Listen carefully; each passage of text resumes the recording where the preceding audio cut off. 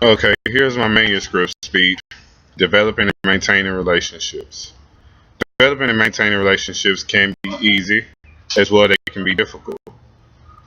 I believe we are all connected, but we choose whom we want to communicate with. That word communicate to me is most important.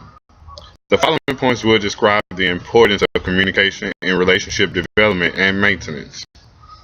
When we meet people, we're either drawn to them or the acquaintance has been manufactured via a friend or some type of circumstance.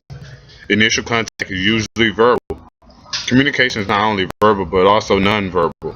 We say hi and then we wait for a response. There I believe the relationship starts, be it an acquaintance or if it leads to something a bit more defined.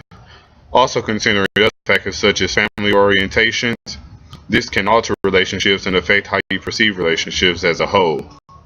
For instance, my immediate family is small.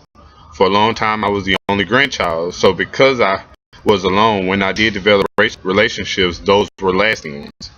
Funny thing is though, I do believe I have a good sense of character. I call it my tuition.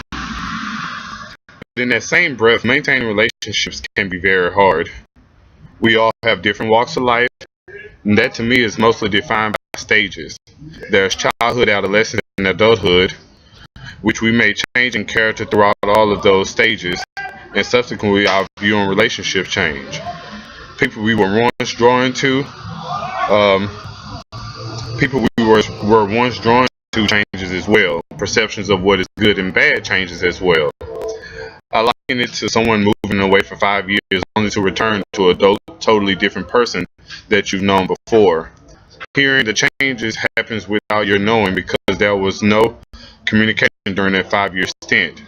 We as people can make that connection on any level and at any given time, but if that is not nurtured by communication, either verbally or non-verbally, it could cause changes in the relationship.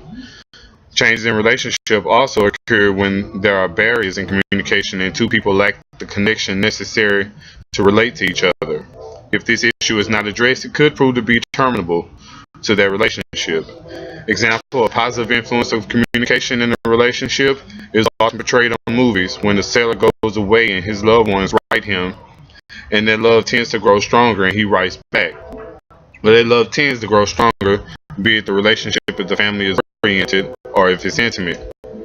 Just that written message or communication endured the distance of being away, whereas you have examples of relationships deteriorating due to that lack of communication, such as someone moving away or they've experienced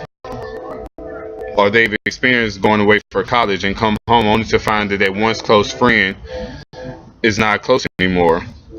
Again, communication to me is the key to successful and lasting relationship. So I'd hearken you to follow that mantra. Some things are better left unsaid, or even try closed mouths don't get fed. The end.